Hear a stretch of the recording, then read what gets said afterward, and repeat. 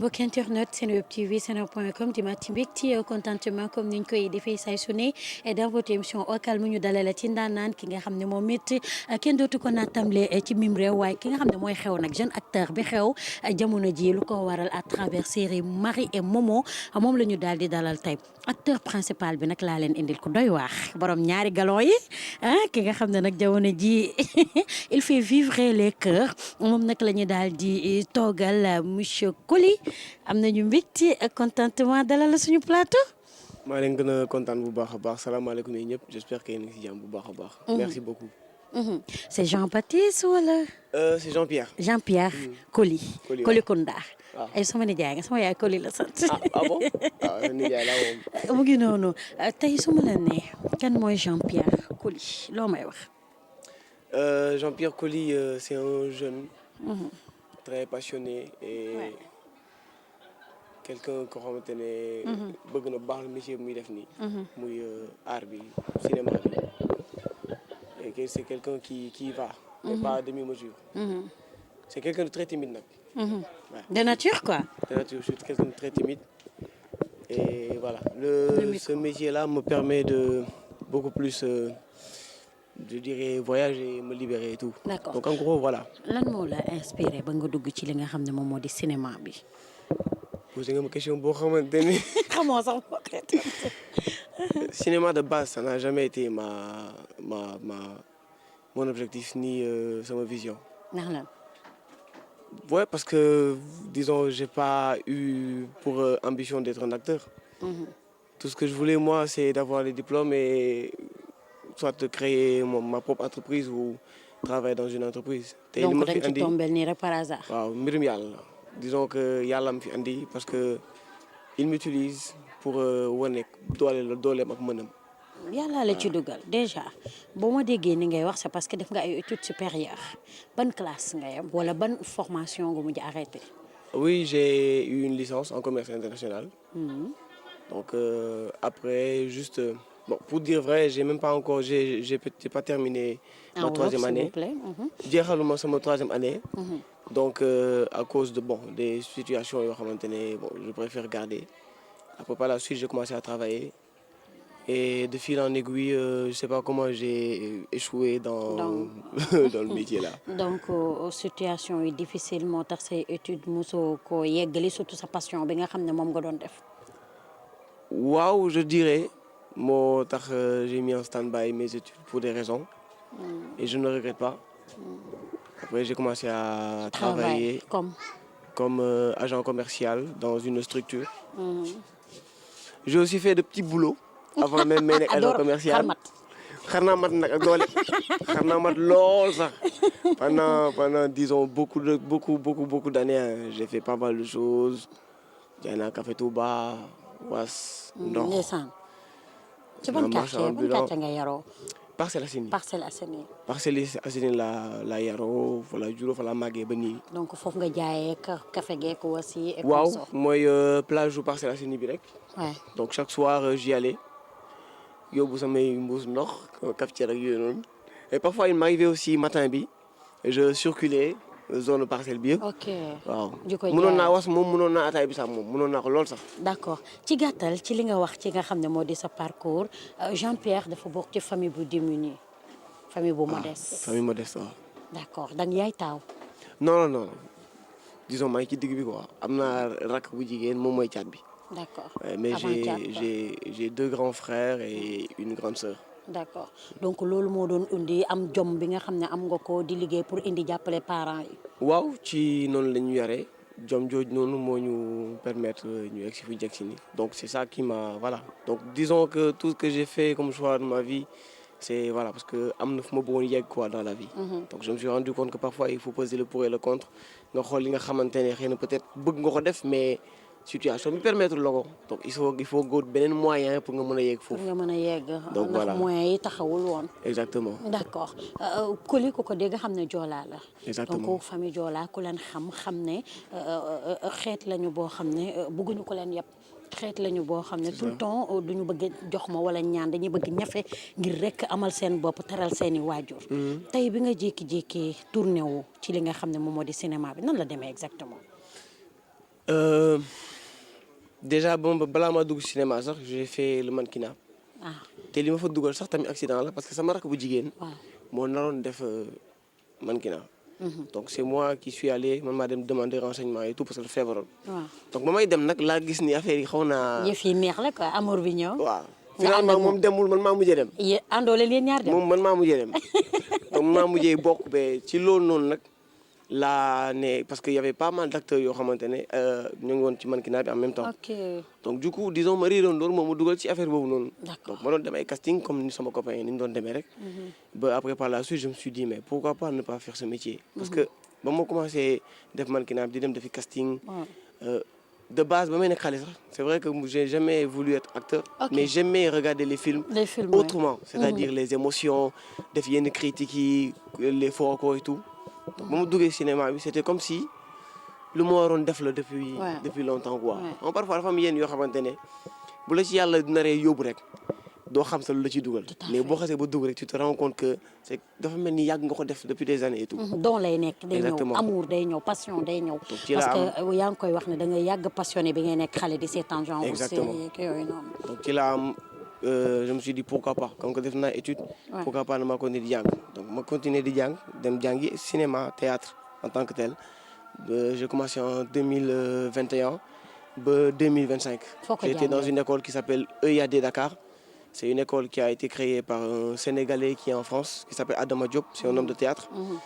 donc moom moo créé école bi fii. et voilà ça m'a permis aussi de voyager.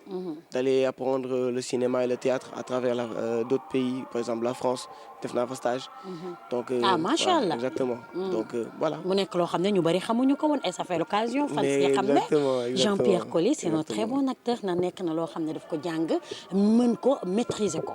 d'accord nga daal di def formation parce que wax nga ko sa biir wax bi nga nekkee ci milieu mannequinat bi la amour passion li nga xam ne moo di série cinéma dugg taxul nga jékki-jékki rek dem def ci série da nga dem jàngi dem defi ji li nga xam ne moom moo di formation ba def ci stage ci pays yu bari doog a ñëw ci réew mi ban moo nekk sa première projection sa premier projet fii ci cinéma au Sénégal.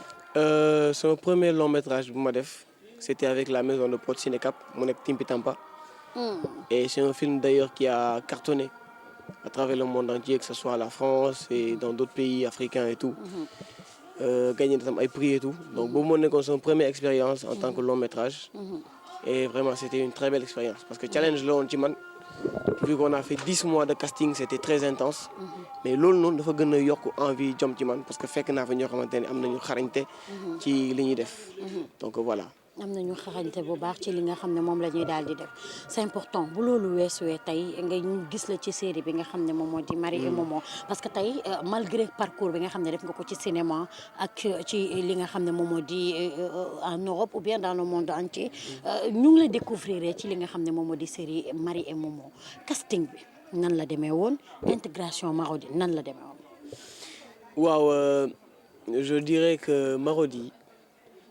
nekk na maison de prod boo xamante ne depuis ba may xam ni bëgg naa def cinéma bokkoon na ci maison de prod yoo xamante ne sama rêve loolu ma dugg ci. c'était pas du tout facile parce que def naa ay casting mais ça passait pas. yàgg nga doon def ay casting. exactement mais à chaque fois je me disais que. du échec quoi. waaw ça va me permettre ma gën a continuer gën a jàng gën a fas jom. et je vais en profiter juste pour le dire. dama mos a toog parce que d'habitude man chaque année. j'écris mes visions quoi ci nan laa bëgg sama année mel quoi. donc j'écrivais ça chaque matin je lisais.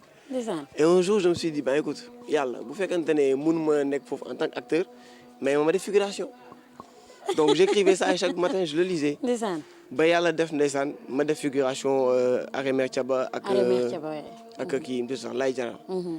donc là j'ai dit à Dieu comme que def naa figuration léegi même ma def léegi rôle principal.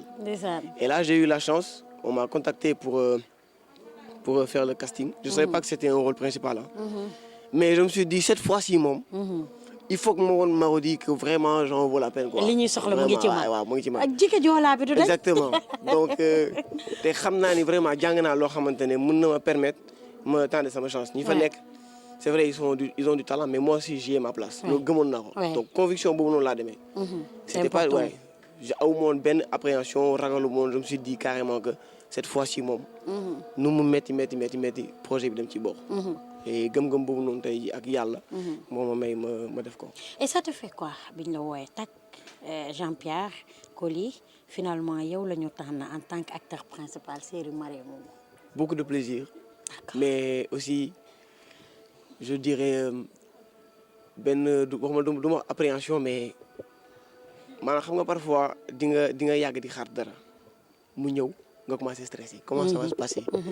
Donc je voulais tellement quand même faire en sorte que ma performance soit bien parce que man li tax may def cinéma mooy bépp rôle bu may incarné que nit ñi mën ci gis seen bopp. Je ne le joue pas parce que pour man la. mais je le joue pour ñi may seetaan parce que man bi ma doon seetaan ñi doon jouer émotion boobu lañ ma doon jox. Donc c'était pour moi un challenge bañ ma woowee ne ma carrément jël nañu ma c'était un challenge pour moi et d'ailleurs même quand j'ai fait mon dernier casting ils m'ont demandé est-ce que tu nga ko mën a def may leen mais écoute oui pendant des années j'ai appris le théâtre j'ai fait du cinéma et tout donc je suis prêt et je pense que aujourd'hui je fais de mon mieux pour voilà faire un rendu digne de ce nom. C'est important ñëpp apprécier nan nga ko dundee ak sa waa kër parce que d'habitude da ngay gis ku naan bi may dugg cinéma sama papa bëggul woon sama yaay bëggul woon da ngay gis ku naan li ma poussé wala jàppale wuñ ma ci art bi wala su ma yegsee sama papa day critiquer te ku xam famille Joola xam ne dañuy yar seen njaboot. dañuy yar seen njaboot ba nga xam ne yenn détails yeeg yenn trucs duñ ci dugg te cinéma boo ci dafa nekk milieu boo xam ne ñu bëri dañ koo xaw a ñaawal. parce que boo xee naan yaa ngi dugg ci milieu cinéma milieu boo nangam ak nangam même milieu bi nga xam ne nag moom moo di milieu mannequinat gis nañu ne tout le temps il y a des retombées tout le temps li nga xam ne moom moo di liñ leen di indexé du rafet par rapport ak à ta famille ak culture Joola bi nga xam ne ñoom moom la ñu am bi nga duggee déjà ci milieu mannequinat ak cinéma nan nga ko dundee ak say parents. déjà ba muy dugg waxuma leen ko. kii ndeke yàgg na am fit. déjà ba muy dugg je l'aurais pas dit disons dama doon génn sama gaale rek ne leen maa ngi dem répétition. yow fit bi nga ba takk mari ci jour xew ndax yàgg nga am fit bi ayca. donc voilà je sortais juste gis la ngay def défilé damay génn dem def défilé et suñu gaale nag disons que son papa il a beaucoup voyagé il voyage beaucoup donc c'est quelqu'un qui a un esprit assez ouvert. Donc moi moom dañuy waxtaan on discute beaucoup. Et mes frères aussi c'est pareil on a une certaine complicité entre nous et tout mais man dama yàgg am kersa si ñoom mooy kersa gi mu leex rek. sañu ma leen ko wax quoi parce que regard boobu na bi nit ñi am. te xam nga tey société bi je dirais que parfois liñ lay xamal mooy jàngal amal diplôme dama liggéey. bureaucrate la ñuy bëgg nga nekk donc nga ñëw ne leen damay def mannequinat ay yooyu noonu. Je me disais que j'avais pas aussi le courage de faire ça. Laissons ma won leen que vraiment lii nii caaxaan taxuma ci dugg waa. Et mannequinat bi je me rappelle la première fois ba mu leen koy wax. C'était une compétition avec FIMA, Festival international de la mode. Et d'ailleurs boobu moo nekkoon premier projet bi ma génnee Sénégal. ñoom sama cousine yi sama sœur yëpp laa invité ñëw. J'étais venu supporter mag yooyu noonu.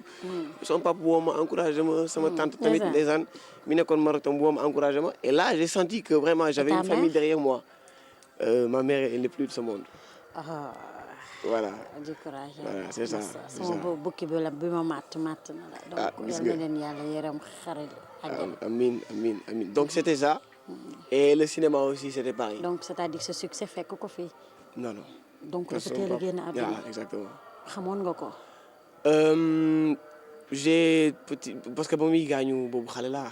mënu moon ràññee xale laa. xamoon c'est ça. d'accord donc nga dugg ci cinéma bi. bi ma ngay dugg dugg ci cinéma bi tamit informé nga sa papa. non boobu fekk na ni commencé woon naa def ay long métrage court métrage parce que ci yooyu laa njëkk commencé balaa maa def audiovisuel.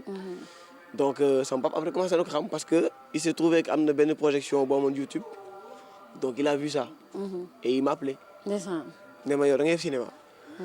et là je suis que j'étais cramé quoi ma ne ko waaw da ngay def cinéma et là il me dit la moo tax waxoo ma ko. ma ne ko je voulais pas que nga bañ a nangu ko ma ne ma non tu sais que man xam naa ki nga doon. te loolu moom gën a may chance parce que ils savent que éducation bi ñu def ci man. c'est important ala kulli xaal du ma ko mës a teggi di ko teggee nii. xam naa baax fi may teg sama tànk. donc mere nañ ma tuuti parce que waxuma leen ko ba mu ciy dugg mais du mere boo xamante ne tey jar na tey ñu bañ a wax ak man vraiment ils m'ont épaulé et surtout les plans projet yëpp yi may def vraiment je sens leur de leur encouragement, surtout son papa. Macha Papa daf may tooñ naan ma Momo. Donc vraiment ça fait plaisir quoi d'avoir cette famille là qui comprend et qui sait que yow yaay kan xam nañ ni li ngay dugg nii du ñàkk fayda quoi. d'accord ci li ngay dugg du ñàkk fayda et aujourd'hui ça te fait quoi tey nga toog ak sa papa tes frères di regarder Marie et Momo.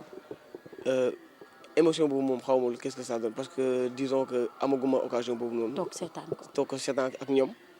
c'est vrai que parfois damay dañuy guddee ak tournage yi. donc du coup su ma ñibbi peut-être su ma matin bi su ma gisante ak ñoom lañ may jox aperçu mais j'ai jamais eu l'occasion parce que voilà. dañ may woo parfois ban aperçu lañ njëkk a am ci yow. par rapport au jeu mon grand frère maanaam kii ci ki ma topp def naa loolu la ñu koy waxee. moom il m'a dit qu'il était très fier. parce que moom d'ailleurs sax sama jarbaat mooy doomu bu jigéen bi. moo doon seetaan donc moom mu ñëw tombé ci. il était très fier et tout mu woo ma ne écoute même man mi sa parfois su ma liggéey rek bu ñu naan moom moo di mais c'est mon frère et tout. Voilà donc c'est le plaisir là que j'ai que ce soit aussi mon père et tout. toute la famille donc c'est les retours que j'ai quoi ils m'encouragent toujours et me disent que.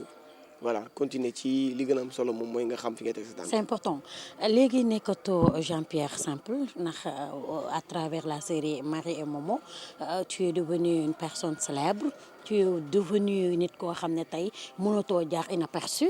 tey xarit yi nga doon àndal tey sa koñ sa entourage nan nga koy dundee ak ñoom. Au début c'était nouveau.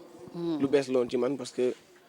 comme ni mu la ko waxee rek dama ne ni ko xam dama timide quoi bugguma c'est paradoxal mais bugguma nit ñi tout le temps di focus ci man quoi. donc j'aime bien que les caméras soient juste voilà exactement. donc au début c'était toujours su ma ñëwee ko même ba léegi sax. sama gaal sax chaque jour xale yi dañuy ñëw. di ma seet si moom moo ak est-ce que changé au comportement ci diggante bi. non pas du tout changé doxalin. léegi star nga. pas du tout parce que quoi qu'il en soit. dama yàgg jàpp ni. métier bi su ma koy def serviteur nga ci war a doon loolu li may tàmbali di wax la mooy li may wax émotion yi ngay transmettre c'est parce que tu sers les gens.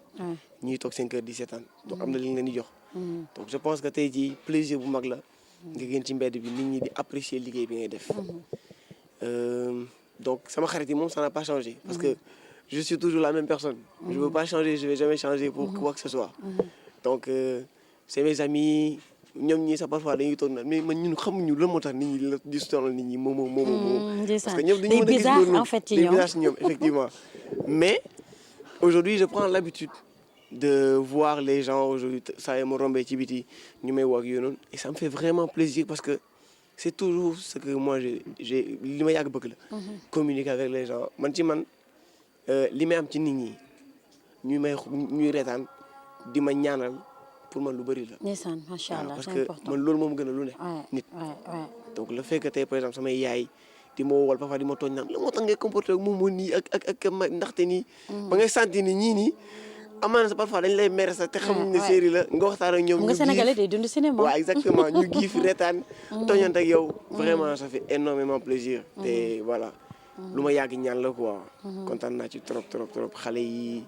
muy mag yi mère yooyu noonu yëpp ku ci nekk vraiment saa yu may waxtaan ak yow te xamoo ma à travers série bi nga ma xamee donc sant yàlla bu baax a baax. et ça te fait quoi tey nga siiw ñëpp di la bëggee comme ni nga ko waxee paa yeeg mère yi ñëpp kontaan te sa waajur bu jigéen fekke woo ko. vraiment bëggoon naa mu fekkee ko. ndeysaan. mais tamit damay sant yàlla bu baax. amaan xëy na peut-être nii la waroon demee. pour que lii mën a am. ndeysaan. mais loolu lay jàpp tout le temps. yàlla lu mu def rek xam na ko. am na dëgg la. donte fekkewu ko. mais man je trouverai toujours une façon pour que sama yaay mën a fier ci man jàpp naa ne deewul de. ndeysaan. waaw dem na mais toujours je continue à vivre à travers elle. ndeysaan. pour man te toujours sax loolu la wax sama grand frère benn bis sama yaay danaa ko tabaxal kër. ndeysaan même bu dee fekkewu ko. waaw dee na mais danaa ko tabaxal kër il y a une tombe. donc je continue toujours à faire sa fierté. et la maison que je construirai boo xamante ne mooy bi gën a mag c'est avoir aujourd'hui cette communauté ces gens qui apprécient qui aiment. et qui voient que aujourd'hui c'est doomu diw la quoi du sama du doomu Jacques Kese mais doomu Berthe la tam. donc voilà pour moi c'est une façon de rendre hommage moo tax lépp lu may def dama ciy bàyyi xel bu baax a baax a baax parce que kii ma jur la quoi. xaw ma ko mais voilà mooy loolu. c'est important. C'est important. fa la ñuy yemale parce que y a trop d'émotions. exactement c'est ça. Il y a trop d'émotions donc yaakaar naa ne émission bi fii lay mën a yem. waaw nañu ko daane fii de. tire à sa fin lan ngay tàggatoo ak mbokk internet Senweb TV. waaw je dirais vraiment merci beaucoup pour ce temps d'échange. Parce que je pense que depuis série bi j'ai pas eu l'occasion de parler. d'en parler. Ouais. Donc vraiment kontaan naa trop ci ñi nga xamante ne ñoo ngi ñuy encouragé à travers série bi ñu nekk ay jeunes yoo xamante ne li ñuy def nii ça nous tient beaucoup à cœur et on le fait pour vous. Moi je tiens à le dire, je le fais pour vous et je suis très content pour les retours, je suis très content de ces gens-là qui interagissent, qui apprécient ce qu'on fait et vraiment loolu rek laa mën a wax di leen jaajëfal di leen ñaanal yàlla may leen gudd fan wér ak wérle te voilà ñun dañuy jéem rek dañuy jéem gën leen ñu yokk ñaan tamit surtout soxla nañ ko. C'est important. Et voilà c'est tout ce qu'on a besoin quoi. Merci en tout cas du fond du cœur, je suis très content. L'émission tire à sa fin dana mbégte vraiment ak contentement comme niñ koy defee say su ne indil leen seeni acteurs préférés ci li nga xam ne moo di Senweb TV et senweb.com di leen jox dig daje beneen yoon ak beneen nit naan merci beaucoup à la prochaine bye.